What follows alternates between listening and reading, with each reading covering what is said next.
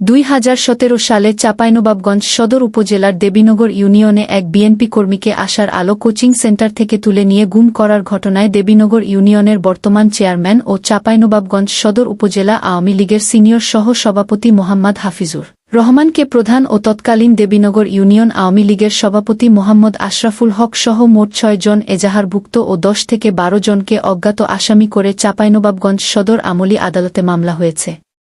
রোববার দুপুরে চাঁপাইনবাবগঞ্জে senior judicial magistrate Mohammad Ashraful Islam এর আমলি আদালতে বাদী হয়ে মামলাটি করেন গুম হওয়া বিএনপি কর্মী আরিফুল ইসলাম এর মা মোছাম্মদ শরীফন খাতুন।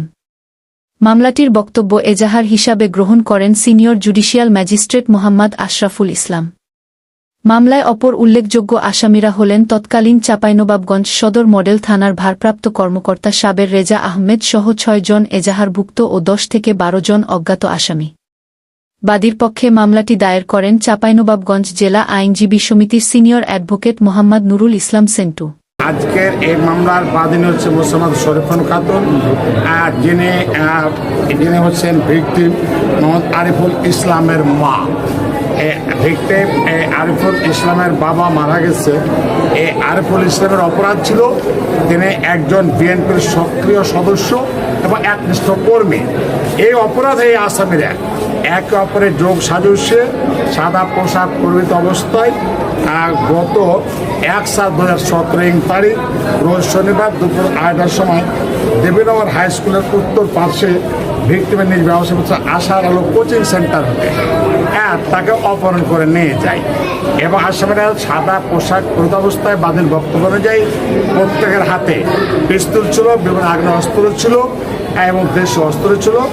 ওই অবস্থায় একজন শিক্ষিত ছেলেকে তারা না করেছে কি পূর্ব শত্রুতাবশত তার ব্যবসায় প্রতিষ্ঠানে ঢুকে তাকে কিডন্যাপ করে তুলে নিয়ে যায়। তারপরে বাদী এবং বাদীর পরিবারকে ভূমিকা দেখানো হয় এবং তারা বিভিন্ন জায়গাতে মামলা করতে গেলে সেই সময় কেউ মামলা গ্রহণ করেনি। মামলা গ্রহণ করা তো দূরের কথা, দেখা গেছে আজকের এই শরীফুল খাতুন অর্থাৎ ভিক্টিমের মা তার পরিবার পরিজনকে হুমকিভাবে দেখানো হয়েছিল যে যদি মামলা করিস তাহলে তোদেরকে আবার একই অবস্থা হবে, তোদেরকে কিডন্যাপ করা হবে, তোদেরকে করা হবে।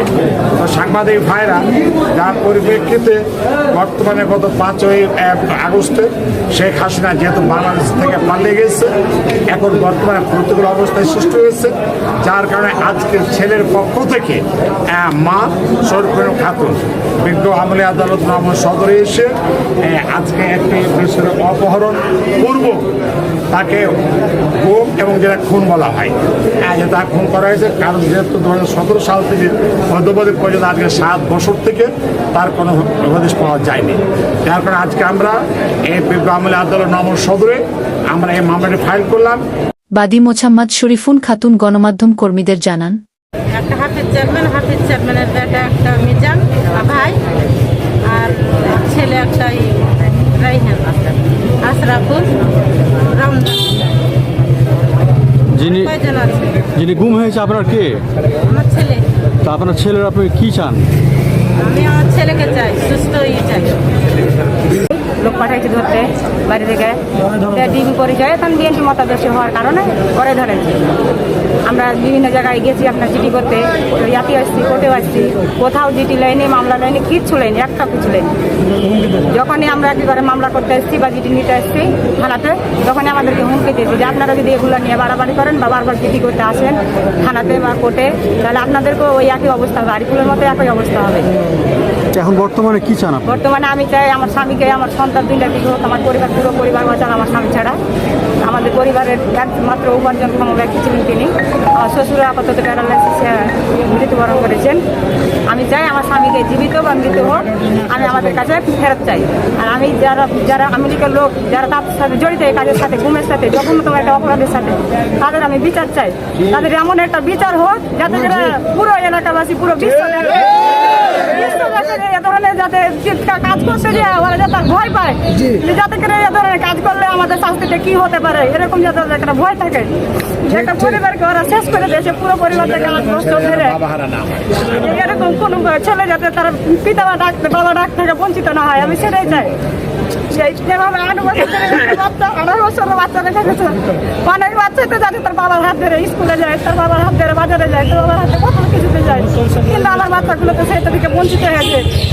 যে আমি লিখের এই লোকগুলোর জন্য শুধুমাত্র বঞ্চিত হয়েছে কাজগুলো থেকে, নয় আমার বাচ্চাগুলো এরকম অবস্থায় আসতো না। আমার কাছে একটাই আমার আবদার ইয়ার কাছে, যে সরকারের কাছে, যে সময় সরকারের কাছে আমার স্বামীকে ফেরত চাই। জীবিত থাকলে আপাতত ফেরত দিবে, আর যদি তার ভাগ্যে যদি সেটা নাও থাকে, আর মৃত হলে তার লাশ চাই, যাতে করে আমরা তাকে দেখে দাফন করতে পারি আপাতত।